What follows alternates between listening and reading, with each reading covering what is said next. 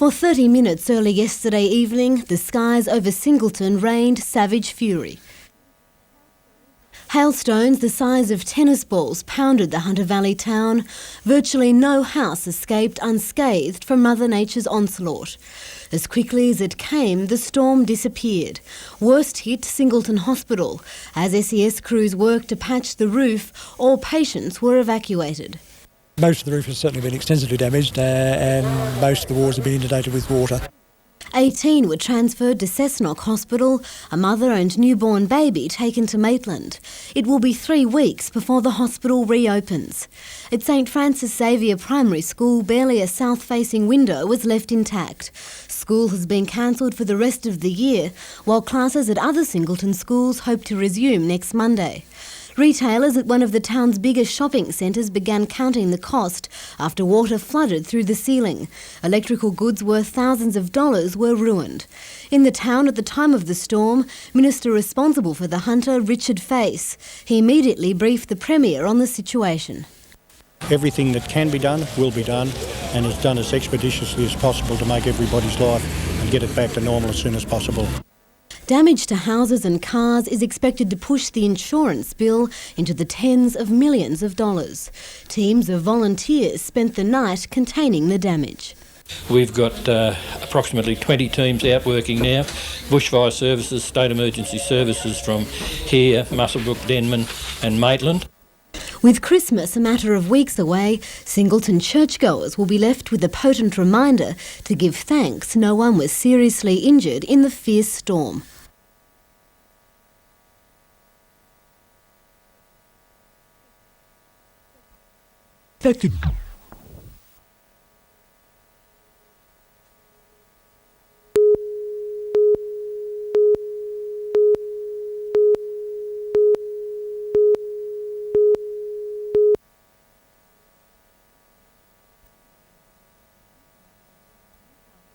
Newcastle is well known for producing some of Australia's best ballet performers.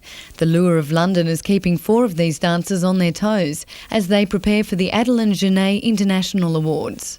I've always wanted to do the Genet because I've looked up to the older people doing it, and it's just a dream come true. Before hitting the international stage, they'll join the full troupe from the Marie Walton Mahon Dance Academy for a graduation ceremony on Saturday night. More than $18,000 in scholarships will be awarded, a further endorsement for ballet in Newcastle. I think there's a lot of spirit here in Newcastle for dance, and Newcastle does well in competitions.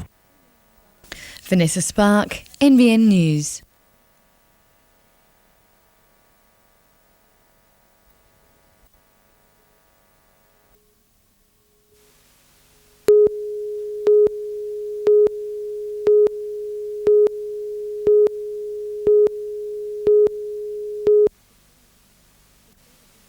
It's been a big month for Tamworth's Andrew Marnie. He's just finished his HSC and is now trialling for the Breakers Youth Soccer Squad. I just keep putting in the work and trying my best, give it 100%. Always try to do that. Andrew's one of 3 vying for a spot in the 18-man team during the next 2 weeks. 17-year-old Justin Jackson from Tamworth and Tari's Stephen Lupton are also keen for a run. We get leads from people that we know in various areas around northern New South Wales, and we try and take heed of those leads, and then every now and then we'll have a look around and bring a kid down. It's hoped the success of the youth squad will ensure a production line of professionals who've all played in a national competition. We're looking for kids that are hungry, kids that are ambitious, because it's the only way you get ahead.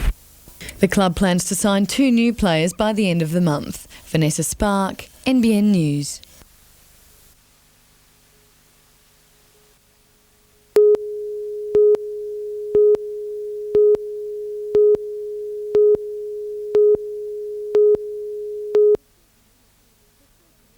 For 30 minutes early yesterday evening, the skies over Singleton rained savage fury.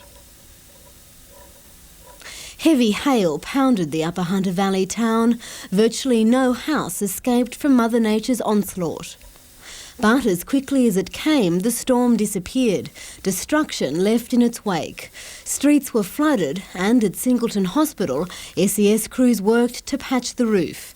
Inside, carpets had been soaked, expensive equipment dripping with rainwater. It probably is too dangerous to have patients here at the present time. Those patients that could be discharged were sent home. Another 18 transferred to Cessnock Hospital, a mother and newborn baby taken to Maitland. It will be 3 weeks before the hospital reopens. At St Francis Xavier Primary School, windows were peppered with hail holes. School has been cancelled for the rest of the year, while classes at other Singleton schools hope to resume next Monday. Businesses were also flooded. At one of the town's biggest shopping centres, retailers were counting the cost after water poured through the ceiling. Stock and electrical goods worth thousands of dollars were ruined. In the town at the time of the storm, Minister responsible for the Hunter, Richard Face, he immediately briefed the Premier. Everything that can be done will be done, and is done as expeditiously as possible to make everybody's life and get it back to normal as soon as possible. Within an hour, SES workers had been told of some 200 houses needing repairs. Volunteers worked into the night patching broken windows and roofs so those affected residents could spend the night as comfortably as possible.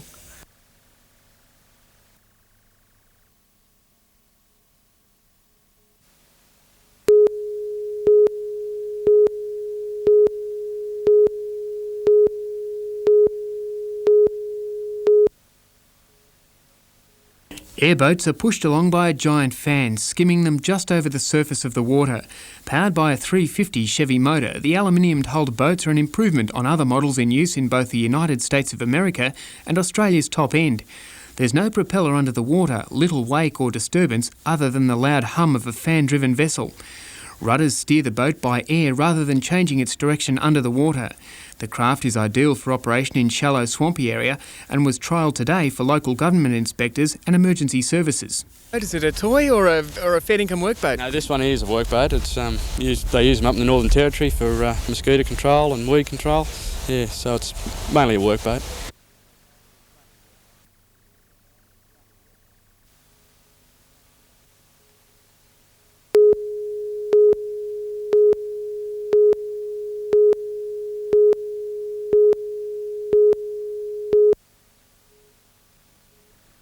Williamtown RAF Base has around 60 pilots. In the last year, about 10 have opted for greener pastures.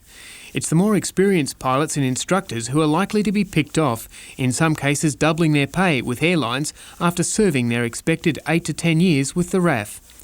Bonuses will be paid on additional years of service, with a maximum of $120,000 for 5 years.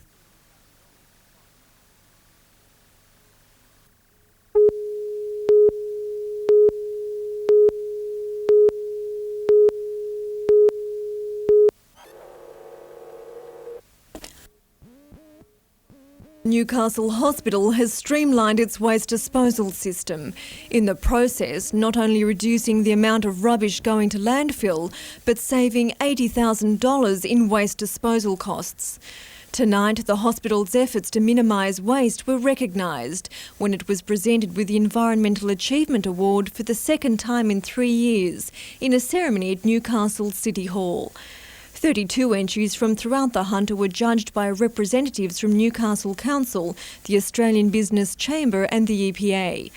Throsby Landcare was voted the overall winner of the Community Initiatives Division for its restoration projects throughout the city. The Kooragang Wetlands Centre, which attracts up to 6,000 school students every year, took first place in the Community Education category, and the Landcare and Environment Resource Centre scoring a win for its policy and planning. Sarah Griffiths, NBN News.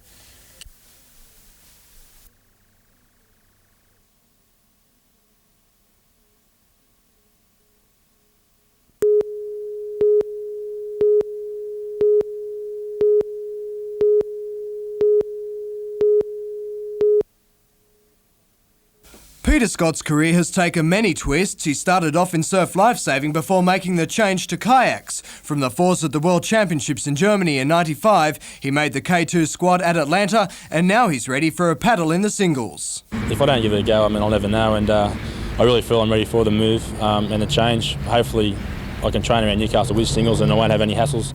Scott has been busy with promotional work since Atlanta. He was the youngest member of the Australian sprint canoe team for the K2 1,000 metre events, but now he thinks he can mix it with his more seasoned singles rivals. After the Olympics, I was sort of down and disappointed, but I really thought I got a wealth of experience over there, and I'm ready for the move, and I think I'm experienced enough now to handle it. The 23-year-old from Redhead received a $2,000 boost this morning, a grant from tube makers endorsed by the Australian Sports Commission. It will help as the Olympian gears up for the World Championship selection trials in March. As things stand, I could still end up back in the pair, which won't really worry me, but I'm going to prepare to take the other guys on and see what happens.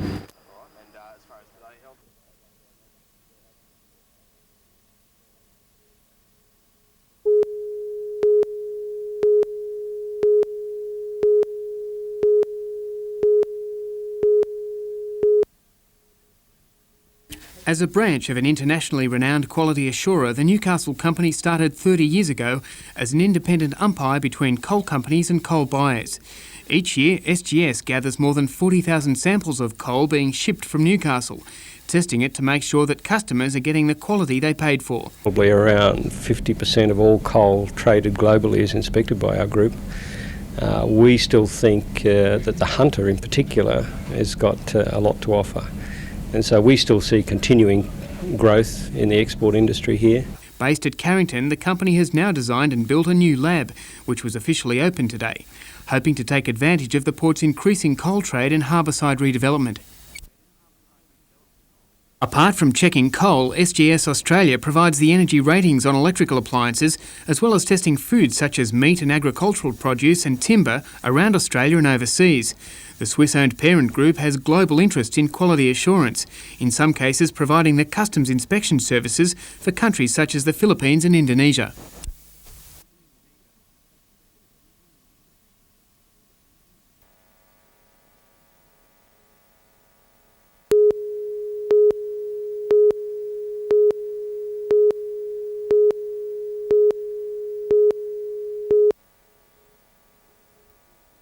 Litterbugs, be warned, the night has eyes. Council rangers will be out with police to enforce laws on littering.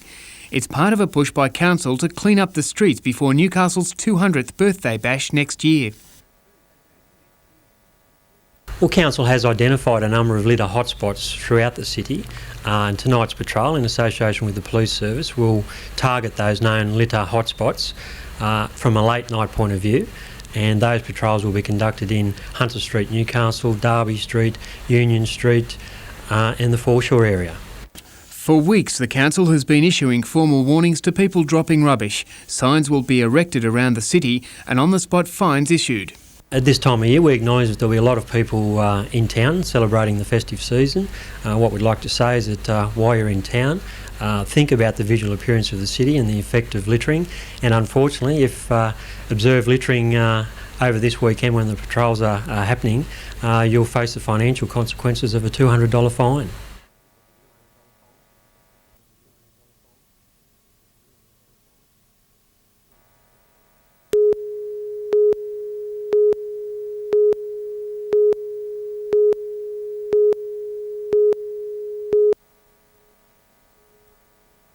Singleton farmers are among the hardest hit by the storm. This market garden on the outskirts of town was ready for harvest. Now the crop of cabbages, sweet corn and pumpkins will simply have to be ploughed back into the soil. It's just a disaster. It's a disaster for us. This is our income for the next 3 to 4 months. There's just nothing.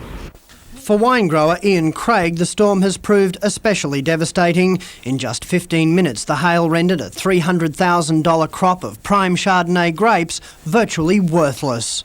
How good a crop did you have? Oh, by far the best ever, and probably regarded as one of the best in the Hunter this year. It's been a doubly harsh blow. Damage to the vines means they're now unlikely to produce a crop next year. Farmers hit hard by Wednesday's storm will be in line for some state government assistance. An inspector from the Rural Assistance Authority is expected in the Singleton district early next week. In the town, retailers are also calculating the cost. While for some it was business as usual, others will miss out on the traditional Christmas bonanza. Is there much you can salvage? Not very much at all. Only what's on the counter is what we've salvaged. The rest of it is all soaking wet. The storm has provided a Christmas bonus to tradespeople. Builders are on every street giving quotes. Glaziers have more work than they can handle. There are also an estimated 2,000 cars in the town that need windows or windscreens replaced. The Insurance Council of Australia puts the potential payout at well in excess of $100 million. Not everyone was insured though. At the Disaster Recovery Centre, the phones have been running hot. Department of Social Security, Health Authority and volunteer groups providing advice and access to government assistance. The Singleton Council is also appealing for donations to the specially set up Mayor's Appeal. Singleton Council in 1989 contributed $10,000 to the Lord Mayor's Appeal in Newcastle. Our turn's arrived. Please contribute to my appeal. Emergency services crews from as far away as Sydney and Tamworth are continuing to work round the clock patching roofs, although commanders say they are getting on top of the situation. I feel we're getting a handle on it. We'll certainly need to go into tomorrow. And tomorrow, if we've got time, we'll check on some of the early ones that were done in haste.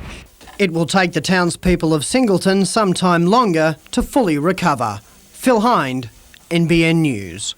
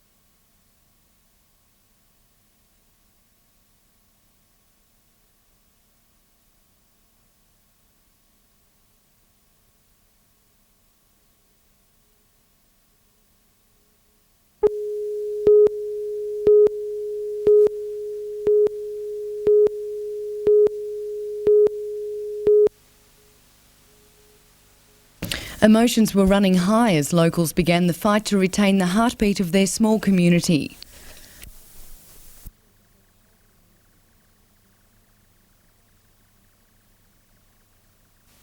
Doctors, councillors and politicians united, slamming the Hunter Area Health Services move to downgrade Curry Hospital. They say a $200,000 cut would mean 1,400 people will miss out on surgical operations at the hospital during the coming year. Increased waiting times and possibly mean the demise of Curry Hospital as an acute hospital. While the hospital is yet to feel the effect of the cutbacks, it's almost inevitable the facility will have to tighten its belt. Curry would have to pay its share of any redistribution of dollars, but if you're going to expect the hospital to survive and for the community to accept the change, you've got to be reasonable in your approach. I think it's been too much too quickly. The Minister for Health, Dr Andrew F. Shorgie, will be invited to attend the town's next rally planned for the new year.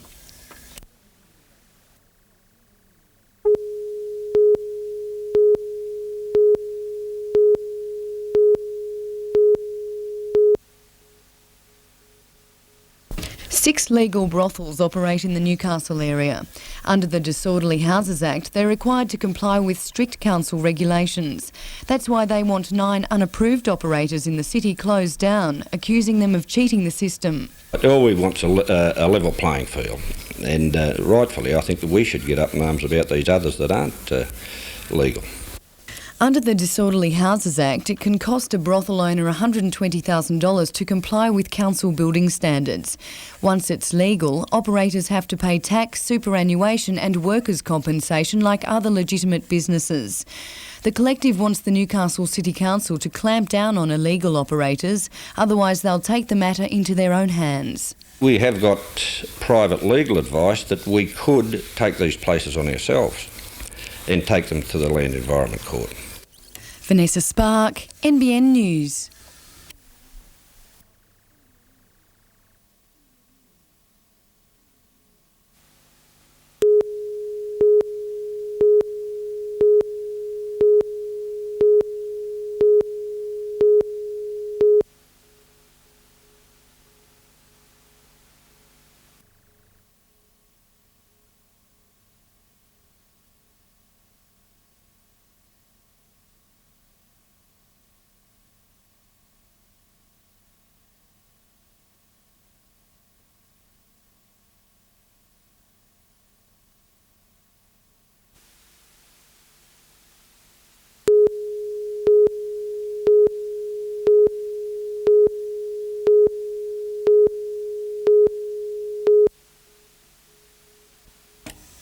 The wild thing lived up to its name at Tomago near Newcastle. Cars were crushed under the weight of the 7,000 kilogram beast in what was promoted as a merciless exhibition of metal-crunching mayhem. There was more to follow, this time on the track in the New South Wales Speed Car Championships. That crash was followed by one of the most spectacular solo efforts ever seen at the Motordrome. Victorian speedster Mark Brown rolled 7 times. Amazingly, he escaped serious injury.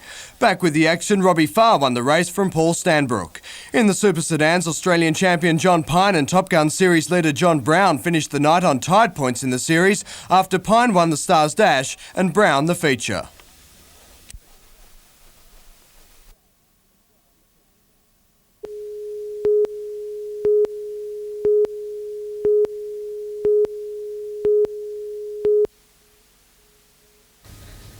Local farmers discovered the Ford Falcon sedan lying on its roof in chest-deep water just after 9:15 this morning. Emergency crews rushed to the McIntyre River Bridge on the outskirts of Elsmore, 20 kilometres southwest of Inverell. SES divers made the grisly discovery. The male driver, still strapped into his seatbelt, apparently drowned. A crane was brought in to winch the car out of the river, blocking the road for almost 2 hours. There were no witnesses to the crash, but police say initial investigations indicate the man lost control of his car on the southbound approach to the bridge sometime between 8 and 9:15 this morning. The vehicle skidded on loose gravel, hitting a concrete pylon before plunging into the McIntyre River. Investigations are continuing for a coroner's inquiry.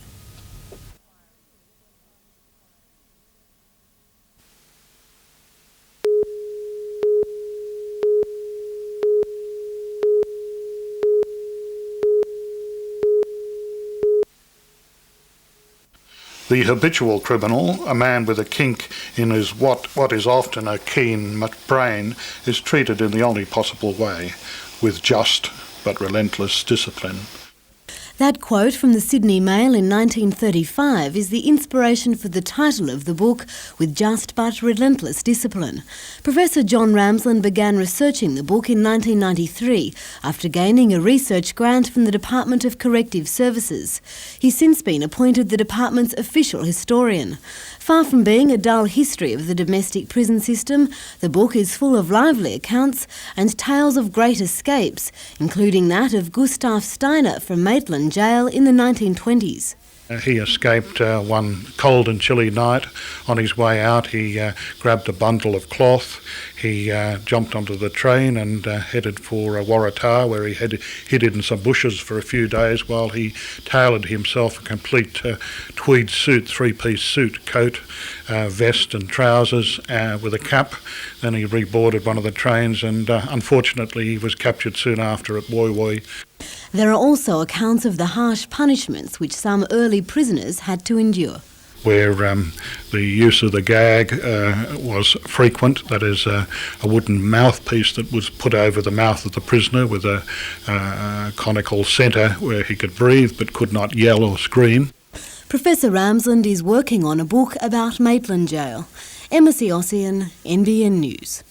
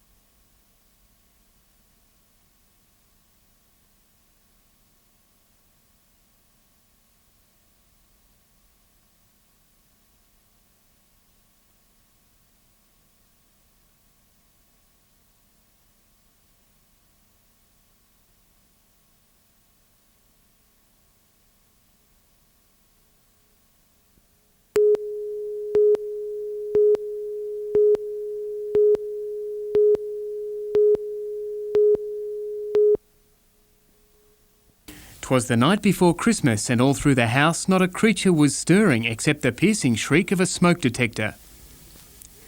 The small, inexpensive devices are the hot item for Christmas, according to the fire brigade. For a little bit of peace of mind, for approximately $15, you can know that your family is going to be safe with a smoke detector, and it may save their life. The units available at most supermarkets and hardware stores can make a world of difference, which the fire brigade says is tragically lacking in so many cases. Have you ever given them as Christmas presents yourself? No, I haven't actually, but this is going to be the first year, and I've definitely got a few people in mind for them.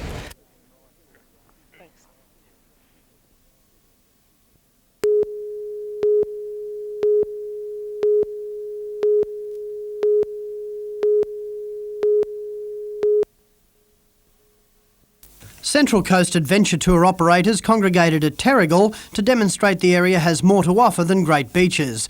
It's a message they intend to spread through a new brochure and advertising campaign aimed mainly at the Sydney market. They know us for the scenery, they know us for the beaches, but a lot of people, they think they have to go to Queensland for diving or things like that. So we have it within an hour's drive of Sydney or Newcastle.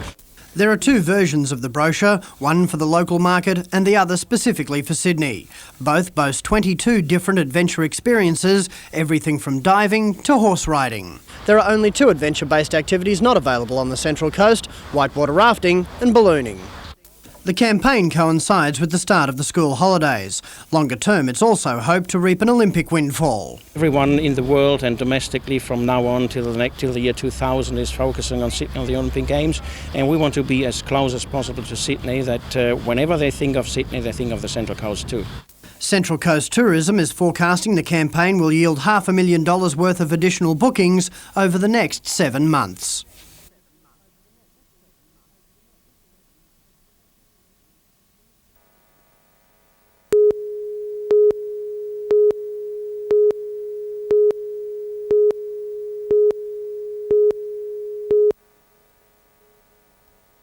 It may not look like much now, but this area between Morisset and the F3 could become a hive of light industrial activity. The 50-hectare site has been divided into nearly 100 different-sized blocks. The biggest advantage for the site is that it lies adjacent to the F3 and around 1 hour to Sydney's northern outskirts. Developers say, if approved, the site will consist of a mix of industries. We can see warehousing needs, general industry, manufacturing, roadside services. We're right on the freeway, so certainly be that sort of need. The development could prove a godsend for Morisset, employing around 1,500 people. Already interest has been shown in the project by companies from Sydney and overseas looking to locate in a cheaper area. There's a huge gap. There are Sydney businesses wanting to relocate for various reasons, and there's a void of industrial land in Lake Macquarie and the Hunter in general. A development application for the site was lodged with Lake Macquarie City Council today. However, it's expected to be 2 months before the future of the project is known. Blake Doyle, NBN News.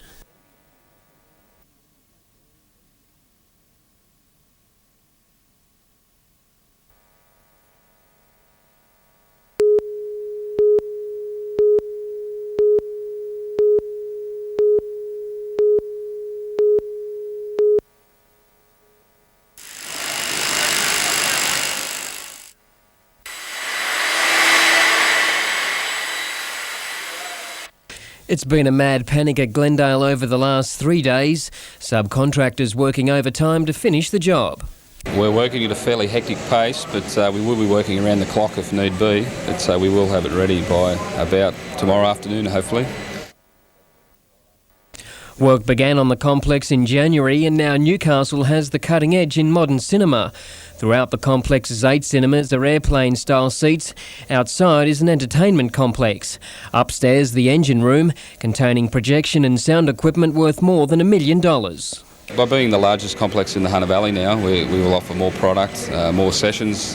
We have multi-prints running for most major films, so we'll be offering more session times, more choice for people to bring their families and enjoy a film. The cinema has its grand opening tomorrow night.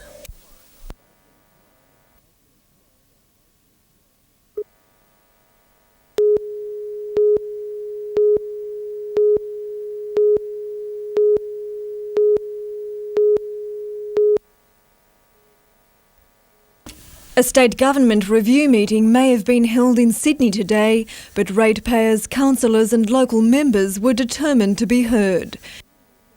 At Gosford's Graham Park, they gathered in the grandstand to find out how to keep control of their local water and sewage system, which they believe is one of the best in Australia. We're running a public awareness campaign. We wanted to inform the public as to what the situation is with the review committee, the steering committee, and I think we've achieved that. Wyong and Gosford Council claim they've had no say in a government review of the region's water service and fear their state-of-the-art facility will be handed over to a semi-government authority. Today there were strong feelings expressed by many. Oh, I think it's disgusting. It's a good system. Why not? Why take it? We need it.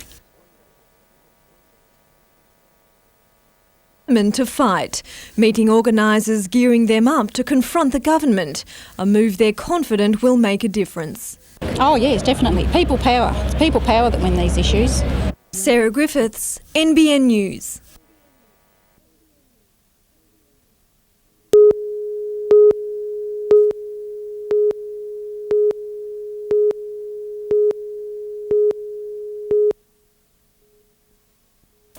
Big plans are underway for this flood-prone area in the Narara Valley. Having removed 22 houses from the site, Gosford Council is now building a large sport and recreation facility with the sensory park a major feature. It's going to be unique, particularly for not only New South Wales but for the Central Coast in particular. We've got nothing like it and it's going to be the first. Visitors will be lured on a tour that provokes the senses, with exhibits like scented shrubs, textured rocks and braille signs. It's part of stage 1 of the project, which also includes this skateboard facility, which, despite costing $80,000, Council says is gaining strong community support. In giving these young people something to do, we've had a marked decrease in minor crime with our young people within the area.